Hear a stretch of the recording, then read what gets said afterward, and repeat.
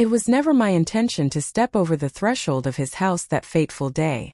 What began as a simple, innocent mistake soon spiraled into a web of unforeseen consequences, all stemming from a seemingly harmless act of neighborly concern. The morning light filtered through the curtains as my husband departed for his business trip, leaving me to face another day of solitude.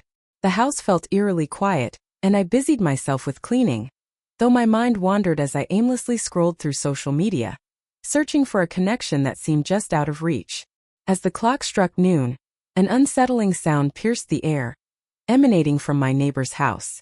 Initially, I dismissed it as mere plumbing issues, but as the relentless sound persisted, a constant torrent of water, I felt a creeping unease settle in. Mr. Thompson, a figure etched into the fabric of the neighborhood for 60 long years, now stood as a solitary silhouette next door, recently widowed and enveloped in the quiet of his own company. He was a gentle soul, radiating a quiet dignity that enveloped him like a shroud, drawing others in with an unspoken allure. Over the years, my husband and I had shared polite conversations with him, yet I wouldn't describe our relationship as anything more than distant acquaintances. Yet, an unsettling feeling gnawed at me, whispering that something was amiss. Perhaps he had stumbled, the ground betraying him, or perhaps he had been cast down by an unseen force. The front door stood slightly ajar, a silent invitation that sent a shiver of unease coursing through me. I rapped gently on the door, my voice barely above a whisper. "Mr. Thompson? Are you okay?" Silence hung in the air, heavy and suffocating, as if the world itself held its breath, waiting for an answer that would never come. A wave of uncertainty washed over me as I stood at the threshold, the weight of uninvited intrusion heavy on my conscience. Yet, the sound of rushing water intensified, and my mind began to whirl with vivid visions. What if he lay there, lost to the world, his mind shrouded in darkness? What if he found himself in desperate need of assistance? As I crossed the threshold, my heart pounded in my chest. The living room lay in an eerie stillness, its neatness almost unsettling, as the faint scent of aftershave hung in the air like a ghostly whisper of someone who had just departed. Drawn by the unsettling sound, I made my way toward the bathroom. The door stood ajar, a mere sliver of space allowing tendrils of steam to curl and weave their way into the dimly lit hallway. "Mr. Thompson?" I shouted once more, my voice echoing with urgency. And then he emerged from the shadows. He stood beneath the shower, his back to me, as the water poured down, glistening over his powerful shoulders.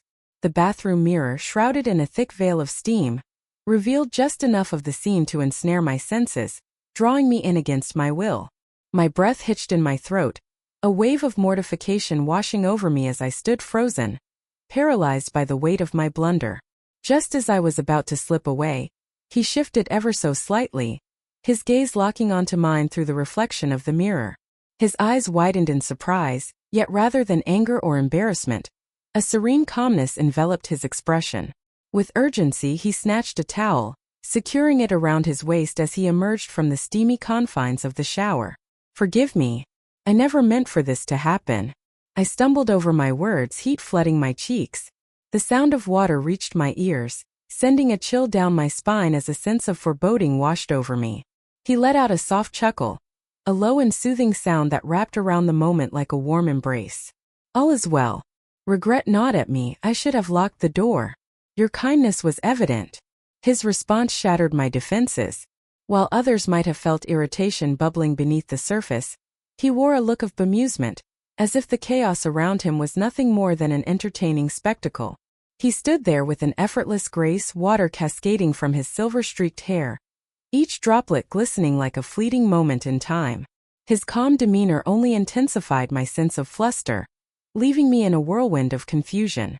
"I'll leave," I mumbled, my voice barely a whisper as I took a step back, the weight of the moment pressing down on me.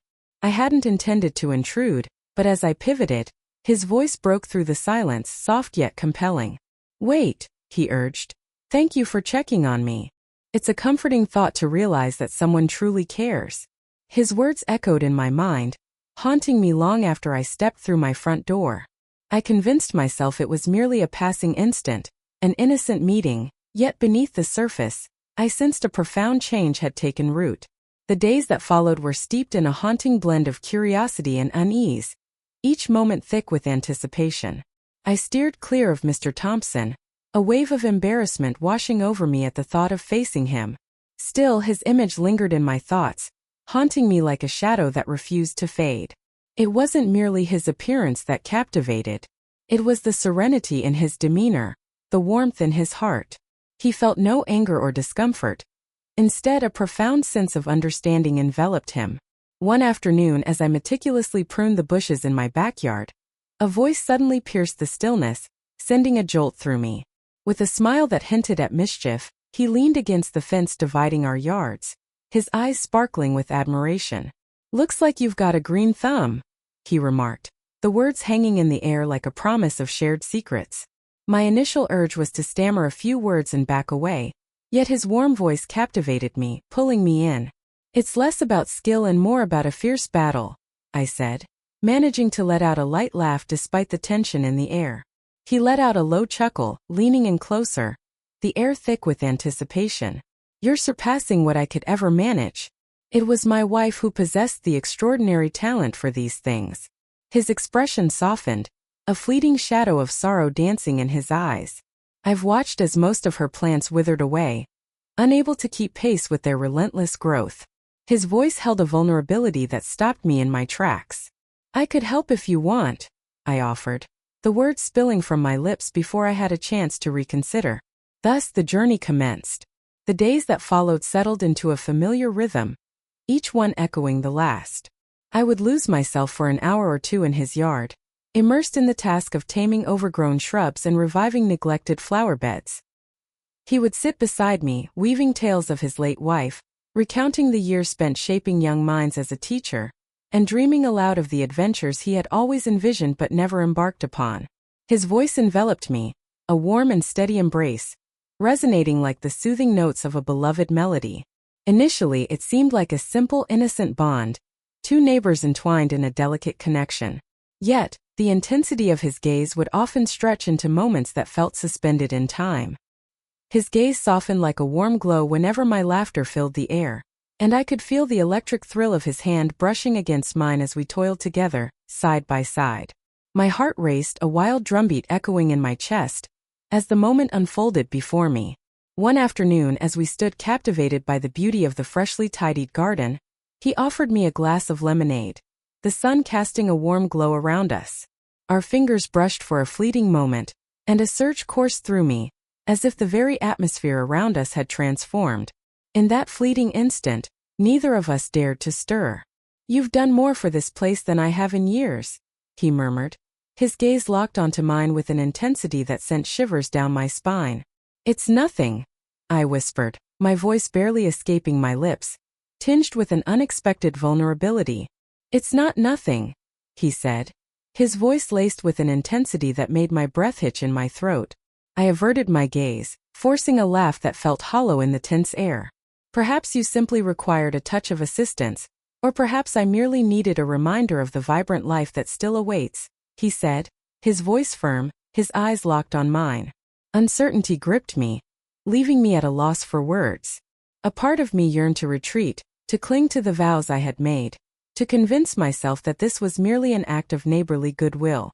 Yet an undeniable force pulled me toward him, a magnetic spark that I couldn't bring myself to overlook. That evening everything shifted. The air was thick with anticipation as a gentle rain tapped rhythmically against the windows. My husband had called earlier, his voice tinged with an unexpected weight, revealing that his trip would stretch on for another week. I masked my confusion with a facade of comprehension during the call, yet beneath the surface, the suffocating burden of loneliness tightened its grip around my heart. It was a night I hadn't anticipated, yet there I stood, heart racing at Mr. Thompson's door, a plate of cookies trembling in my hands. I baked, seeking solace in the rhythm of mixing and measuring, hoping to drown out the chaos swirling in my mind. As he swung the door open, a radiant smile spread across his face, and his eyes sparkled with unexpected delight. "For me?"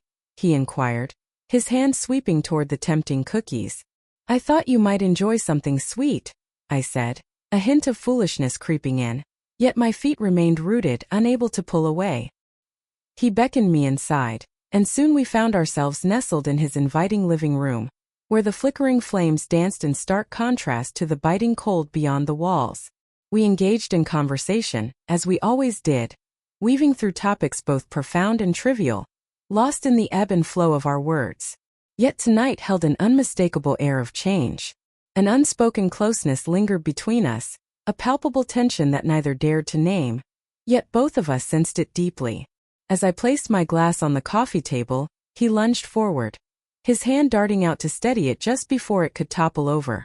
Our hands met with a jolt, and instead of retreating, we found ourselves suspended in time, unable to move. As I lifted my gaze, I found his eyes locked onto mine, probing, seeking answers in the depths of my soul. "You don't have to stay if it makes you uneasy," he murmured, his voice barely above a whisper. His voice was steady, yet a subtle tremor of hesitation lingered beneath the surface. "I'm not uncomfortable," I whispered, the words slipping from my lips before I could rein them in. A surge of chaos erupted, as if a dam had shattered, unleashing a torrent of unrestrained energy. He leaned closer and I found myself rooted in place, unable to pull away. The distance that once separated us vanished in an instant, and as his lips brushed against mine, it was a tender caress, laced with a hint of hesitation. Yet, in that fleeting instant, the air thickened with the weight of months spent in silent yearning. A part of me understood the gravity of my actions. Every fiber of my being howled in protest, a visceral warning that this moment was utterly wrong. In that fleeting moment, everything else faded into oblivion. It was just the way his hands enveloped me, the electric sensation of his touch igniting a fire within, making me feel truly seen, deeply desired, and vibrantly alive. Time twisted and melded into a haze. The rain pounded relentlessly against the windows, a fierce symphony of nature, while within the room, an eerie stillness enveloped us. The only sounds that pierced the silence were our measured breaths and the gentle crackle of the fire, casting flickering shadows that danced across the walls. He halted for a moment, his gaze locking onto mine, as if offering me a fleeting opportunity to back away, to utter a refusal. Yet I refrained. As the echoes of the chaos faded, we found ourselves enveloped in a heavy silence, the gravity of the moment pressing down upon us like a shroud. He reached for my hand, enveloping it in his warm grasp, his thumb gliding softly over my skin, igniting a spark of electricity between us. "I never intended to make your life more complicated," he murmured, his voice barely above a whisper. Words eluded me, trapped in the depths of my mind. A tempest of guilt and desire swirled within me, mingling with the sharp edges of fear and the intoxicating rush of exhilaration. A flicker of shame coursed through me, yet a deeper part resisted the weight of it. Yet, deep within, a hidden part of me stirred, feeling an exhilarating sense of liberation, as if I had finally shattered the confines of a long imprisoning cage. I had no idea I was already caught in the web. I lingered far longer than I ought to have that night, departing only when the rain finally began to relent. With each step toward my house, a weight settled in my chest, and my thoughts spiraled into a tempest of uncertainty. What had I unleashed upon the world? And why, against all odds, did I feel the irresistible pull to dive back in once more? The days that followed unfolded in a haze of guilt and yearning, each moment heavy with unspoken emotions. Each fleeting look at my husband pierced through me like a dagger of treachery. Each solitary moment sent a torrent of memories from that night crashing into my mind. I convinced myself it was a fleeting error, a moment that would slip into the shadows of the past, never to resurface. Yet, the throbbing pain in my chest whispered a different truth. At first, Mr. Thompson and I danced around each other, each step a careful avoidance, as if our silence could somehow erase the weight of what had transpired. Yet, the silence that hung in the air was suffocating, a weight pressing down on us both. As dusk settled, I approached the fence that divided our yards, and there he stood, poised and expectant, as if he had been anticipating my arrival all along. His voice was barely above a whisper, yet it carried the weight of unspoken fears. He locked his gaze onto mine, a storm of emotions swirling in his eyes. "I've been thinking about us," he confessed, "and I don't want to hurt you or disrupt your life." "Neither do I," I replied, my voice trembling with uncertainty. In that moment, a haunting uncertainty gripped me. I was lost in a fog of indecision, unaware of the desires that lay buried within. With a heavy sigh, he leaned against the fence, the weight of the world pressing down on him. For countless years I wandered through the shadows of solitude, weaving a tapestry of self-deception that whispered I needed no one. But then you appeared and I... He halted, his head shaking slightly, as if he were sifting through a storm of thoughts in search of the perfect words. Never in my wildest dreams did I foresee any of this unfolding. Tears threatened to spill from my eyes. It's not just you. I'm the one who allowed it to unfold. I am the one who... Don't, he interrupted softly, his voice laced with an urgency that hung in the air. We share the burden of responsibility. Yet this situation is unjust to both you and your husband. His words, meant to soothe, only deepened the pain that throbbed within. What shall we do now? With a moment's pause, he extended his hand, fingers brushing against mine. A silent invitation that sent a shiver down my spine. We press forward. We will erase this from our memories as if it never existed. Yet, the act of forgetting proved far more complex than merely uttering those words.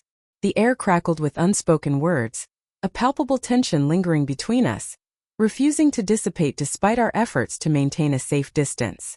Each chance encounter, each fleeting gaze, pierced the heart like a fresh wound, raw and aching. My husband, unaware of the storm raging within me, carried on with his daily rituals, deepening my solitude like a shadow that stretched endlessly.